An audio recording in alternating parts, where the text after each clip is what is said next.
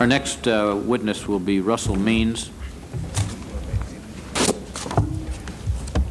Mr. Means, we welcome you here. He wants us to stay here. An Oglala Sioux Indian, Russell Means has been an important and vocal leader for over 20 years.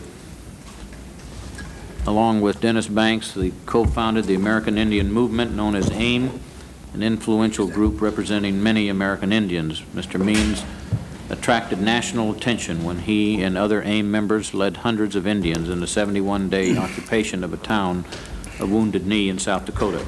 He has spoken or acted for Indian groups all over the world and has recently suffered a combat wound in support of the Mosquito Sumarama Indians of Nicaragua. Mr. Means is a sought-after lecturer, having spoken to numerous major universities over the past 10 years. When not addressing Indian issues, Mr. Means pursues several business interests. Mr. Means, it's a pleasure to have you here. Would you please proceed with your statement, and thank you for waiting, sir.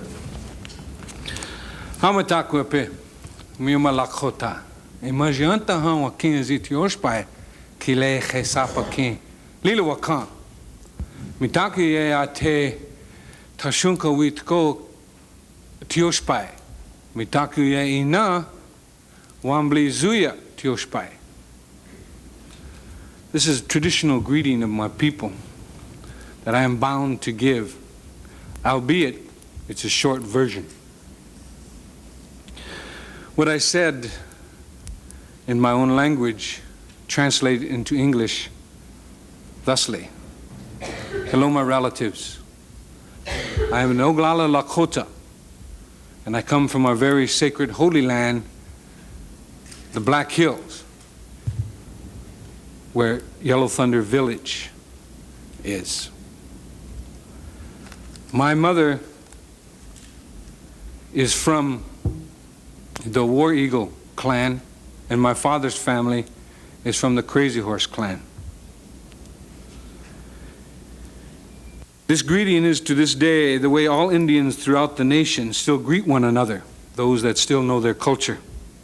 This is the only way we present ourselves to one another that is acceptable. We tell you who we are, where we are from, who we are from, our clans, and we do this without ever saying our name. Anything less would be an insult to you and to my people. Senators, my morning prayers to the great mystery always include you and your colleagues in Congress, as well as leaders in all governments. It is an honor to come before you as a spokesman for my people, the American Indians of the United States of America. In these United States of America, this great country of ours, we American Indians, we can be anything we want to be, except American Indians. And that is created by the laws of this nation and condoned by its subsidiaries, the so-called tribal government, and designed for the Indian to fail, to be expendable, to be eliminated. I take you back in your history. After the American Indian hostiles had been subdued and forcibly confined to Indian reservations, it took approximately 30 years, one generation, for us to adjust and become economically viable, contrary to what the anthropologists say and what we even ourselves are taught as Indian people. However, allotments were made smaller, our remaining lands were open to homesteading, and we were forced into reducing our livestock. Nevertheless, we made the adjustment again in less than half the aforementioned time, 15 years, and become economically self-sufficient again. But once again, the American Indian was forced into reducing our livestock. The boss farmer concept was instituted. We were told what, when, where, how much, and how little we could grow. This applied to agriculture and our livestock. Again, we recovered in a time span of approximately 15 years. We were so successful in our third recovery that the American Indians enjoyed the finest of economic times, while the rest of the industrialized world was wallowing in the Great Depression. It was then that President Roosevelt introduced the Howard-Wheeler Act, better known as the Indian Reorganization Act, the IRA, which institutionalized the so-called tribal governments, which are not one of our institutions, and it is still foreign to us this very day. We have yet to recover. 45 years later, the IRA, Indian tribal governments, on their own initiative, began renewed efforts at reestablishing their sovereignty focused on the oldest profession of American Indians. That's gambling. Bingo and other gaming operations has been, without exception, a proven initial success. Failure through mismanagement, politics, or litigation has been less than 15%, showing a better than 85% success rate. The new Indian-sponsored gaming industry on reservations dwarfed success ratios of any and all other non-Indian industries in America. Gaming operations have proven to benefit the revenue gathering of all governments, be they county, state, or Indian reservation. With regulation of bingo and gaming by the Congress, we are experiencing repetition of history. One shouldn't remedy success. The results? The United States government, through Congress, once again intervenes to regulate a proven success in violation of all basic and fundamental rules of economics and totally contrary to all the laws of capitalism. American Indians are human beings. We are supposed to be citizens of the United States of America. We fought in your wars in other countries. Our Navajo Nation code talkers served and saved this nation in World War II. We have the inalienable right to joint venture with whom we choose, as long as we do not harm nor commit fraud upon anyone. There is no piece of evidence anywhere that proves Indians ever conspired with criminal elements to establish bingo. The Bureau of Indian Affairs, the infamous colonial office of the Department of Interior, and the initiator of sleaze in government, has been regulating contracting on Indian reservations since 1824. This fact alone should convince and teach every student of government that regulation of commerce and enterprise does not work. In fact, it only produces the opposite result. Graft and corruption is rampant to the contracting auspices of the BIA and its surrogate tribal government. Indian front contractors bid for and receive government contracts only to proceed to build shoddy, dangerous bridges, buildings, schools, roads, and dams. The Indian is the scapegoat when there is a failure, and is always the one indicted. Contracting on reservations has proven historically to breed and feed corruption within the BIA and now the tribal governments. Within the past 2 years, I personally have attempted to assist 7 Indian reservations located in the Southwest, the Northwest, and the Northern Plains, to no avail. The investors I represented were from various groups interested in establishing banks, resorts, Indian-owned public relation firms, factories, fishing ports, and international trade.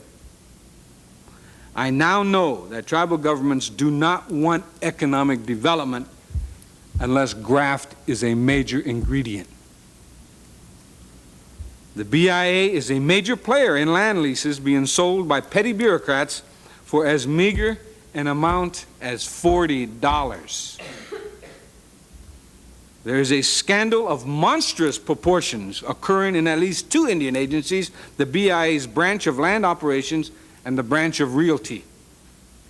I challenge this investigations committee to intricately go into the branches of realty and land operations. The BIA does not enforce its trust responsibility, quite to the contrary. In September of 1987, I moved from the poorest county in America, the Pine Ridge Indian Reservation, to the richest area in the country, the Navajo Indian Reservation. There is no difference.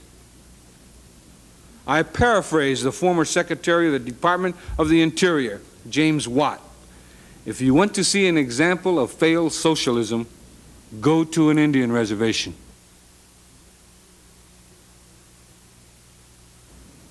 The poorest and richest reservations in our nation suffer from identical problems: mismanagement, a bloated patronage system, no checks and balances, and tribal governments' waiver of sovereignty in order to initiate debt.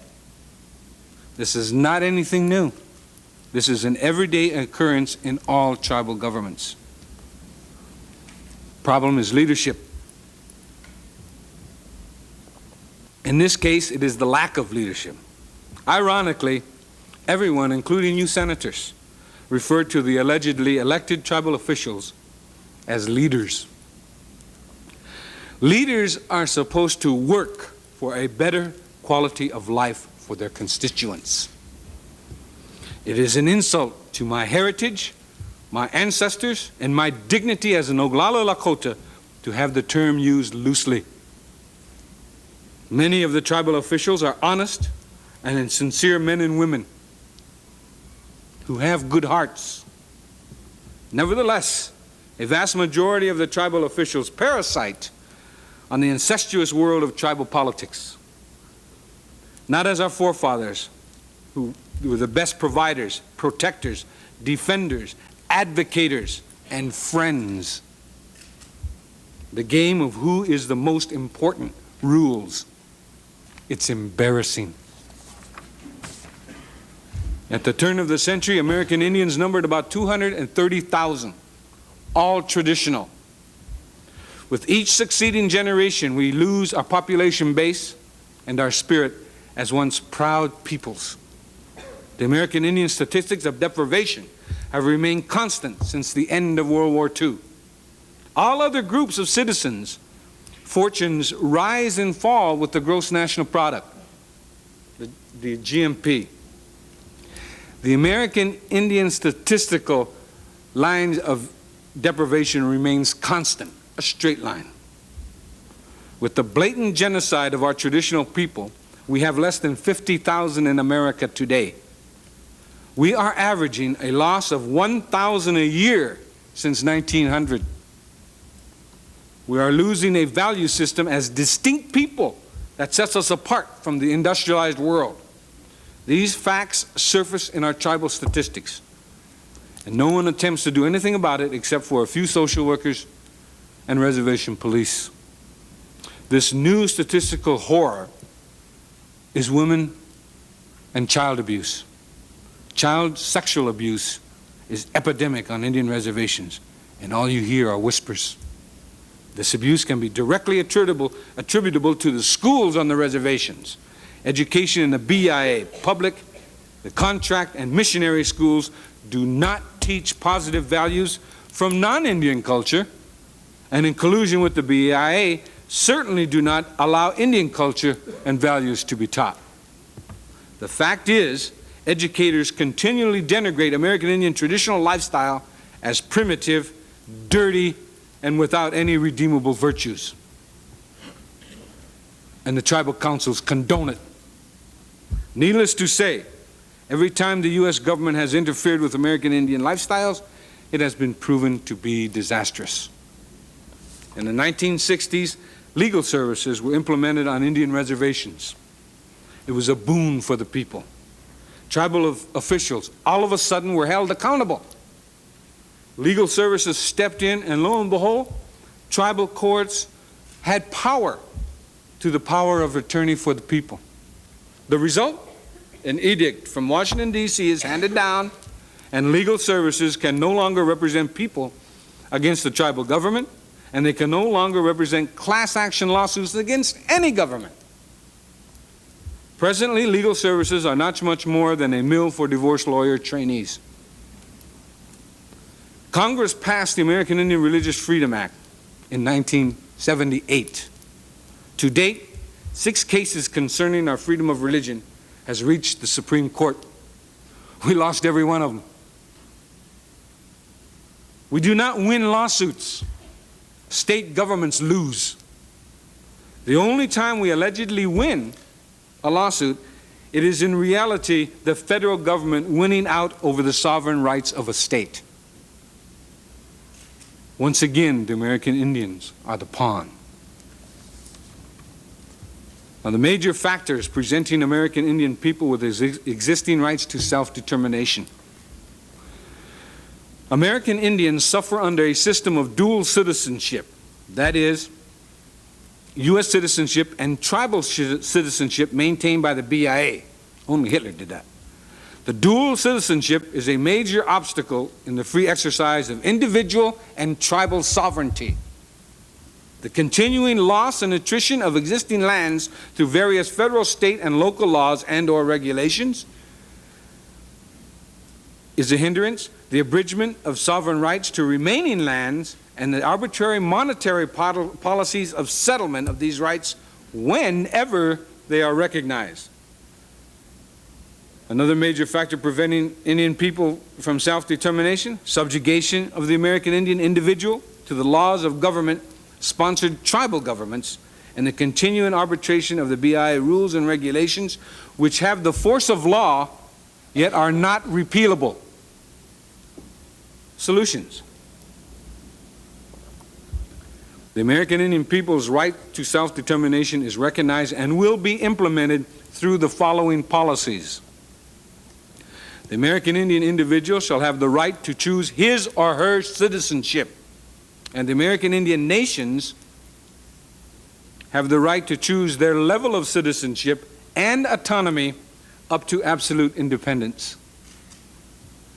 The American Indian will have their just property rights restored, which include rights of easement, access, hunting, fishing, prayer, and water. The BIA will be abolished, with the American Indian tribal members deciding the extent and nature of their governments, if any. Negotiations will be undertaken to exchange otherwise unclaimed and unowned federal property for any and all government obligations to the American Indian nations, and to hold fully liable those responsible for any and all damages which have resulted from the resource development on or near reservation lands, including damages done by careless and inexcusable disposal of uranium mill tailings and other mineral and toxic wastes. I want to thank you, gentlemen, for inviting me here. It's been a high honor, especially since I'm the only one invited here today to testify that doesn't receive money from the federal government. Also, I want to I was introduced as a former founder and leader of the American Indian Movement to the tribal chairwomen that you have here, our former associates of the American Indian Movement back in the days when we were gross militants.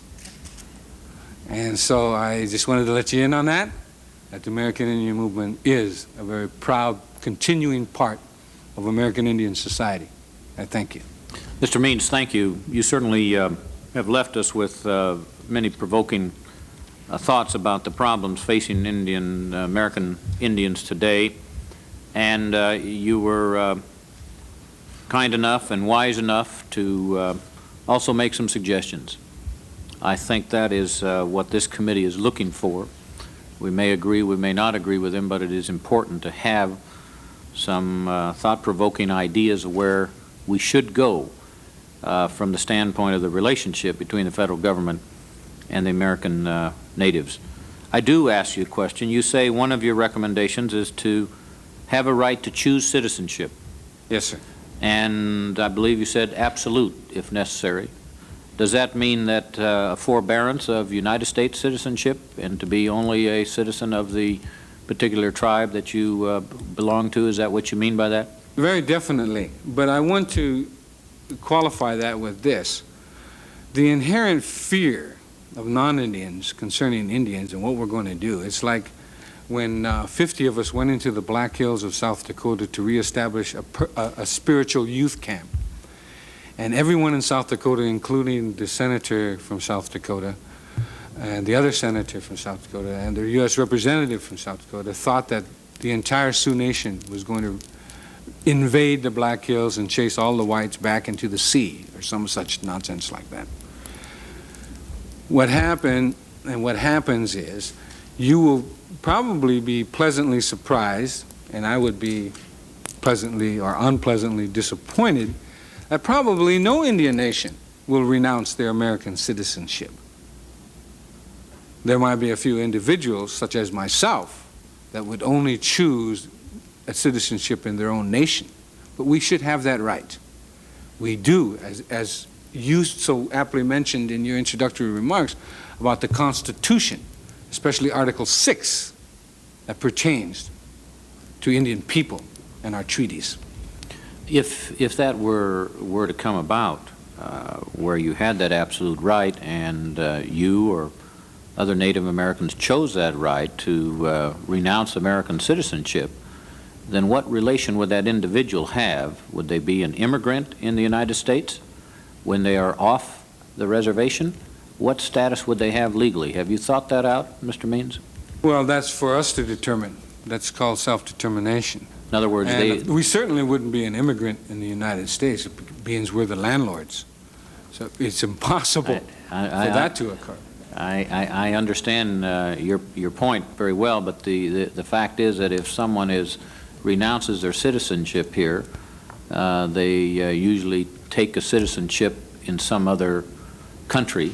And, yes, if you I suggest what you're suggesting is that if somebody did that, they would take a citizenship as a Navajo or a Cherokee or something like that, and then not be a citizen of the United States. Or are you talking about having dual citizenship? Both the rights, the privileges, we could and the have burdens. that, such as Americans also have that right, like Sure. with Israel or any other nation, Canada, for example. But what I'm also talking about, that if we chose to be citizens, we would be subject to the same laws that the United States. We would have to travel with passports. I have traveled internationally on my own Indian passport, as well as many other Indian people in this nation. It isn't, I don't think, a very major obstacle, but we do have the right of citizenship. Understand that we don't.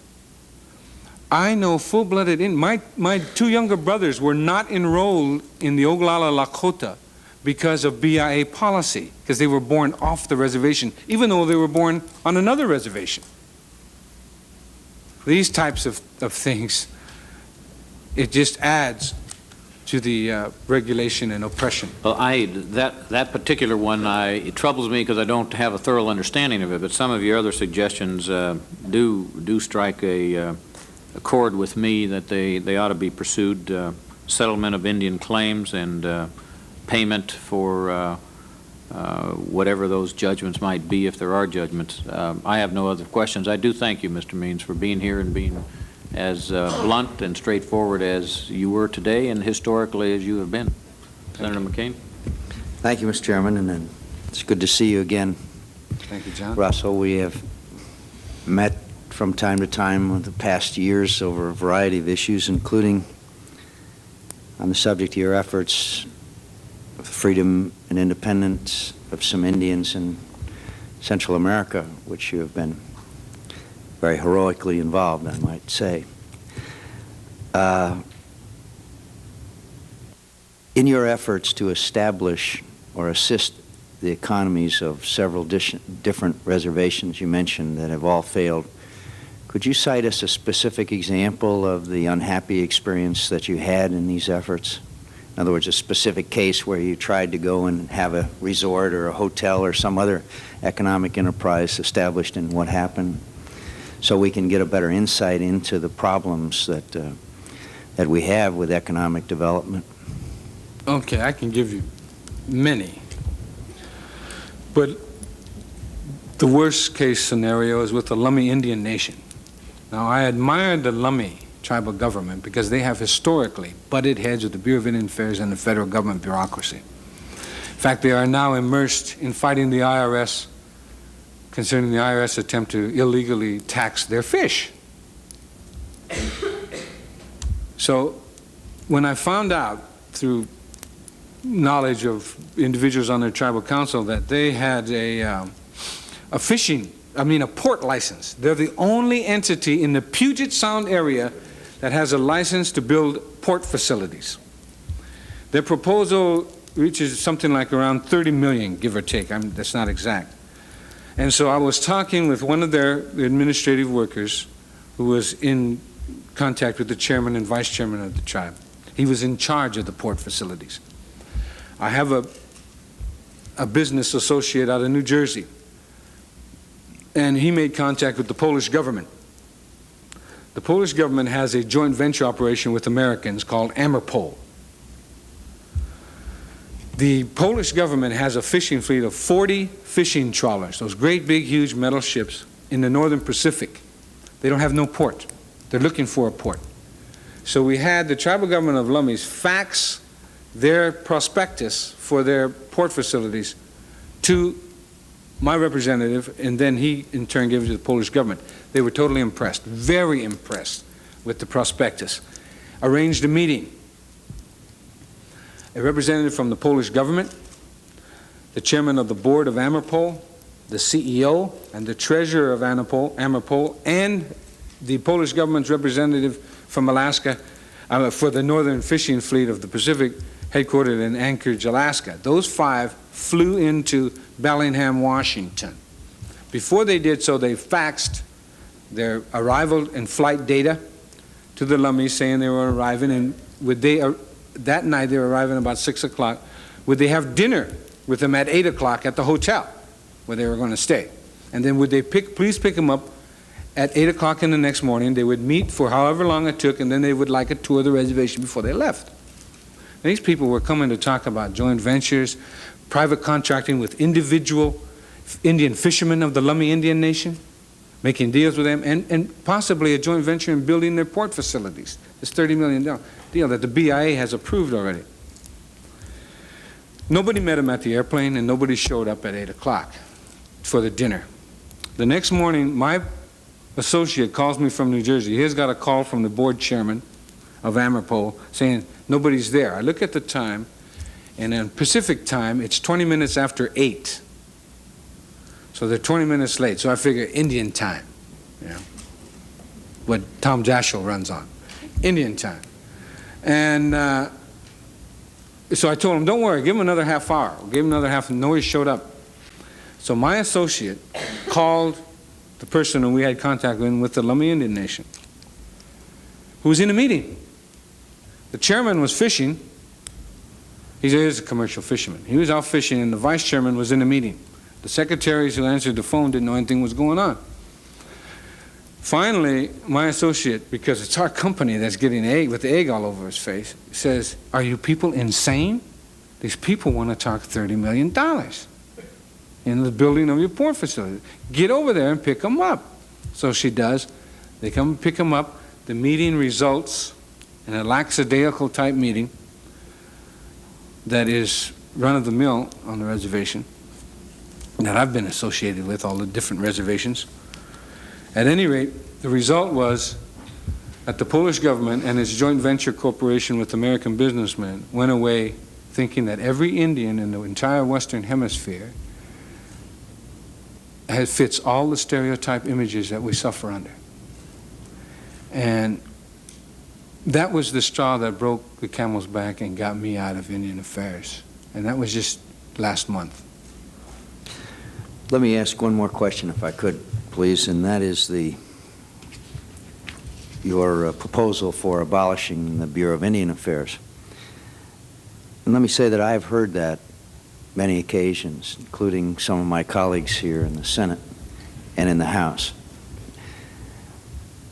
And in theory, that might be a viable option if we believe, as I think is true in some cases, many cases, that the BIA has been an obstacle rather than a help to Indian development of all kinds. I think a case could be made in that direction. Whether that was intentional or unintentional, I think depends on specific cases. And I think you would agree with me that the vast majority of employees of the Bureau of Indian Affairs are honest, dedicated, hardworking people who are bound by policies and, in some cases, laws by Congress which impede their ability to help Native Americans. But if you do away with the BIA, how do you implement programs particularly for smaller tribes. As you know, we have small tribes with only a few hundred or less tribal members. How do you implement programs and provide assistance to those tribes in an efficient fashion? Now, if it's a large tribe, I would suggest that over time it should be fairly easy if we could get the kind of education level which is critical in training. But with smaller tribes, I think it would be very difficult to, particularly given the eligibility requirements which are laid down by Congress for many of these programs. How do we resolve that part of the problem with dissolving the BIA? First, I think your conception of the large, I think it's the reverse. It would be easier with the smaller nations. The larger nations are the stumbling blocks, as proven in Indian affairs when they created the National Tribal Chairmen's Association. That was created because the bigger Indian reservations were getting outvoted at NCAI by the smaller ones who had banded together with the urban Indians. And so NTCA was created with the sponsorship of government so that the bigger reservations would have their own voice and their own little world. Philip remembers that in Reno.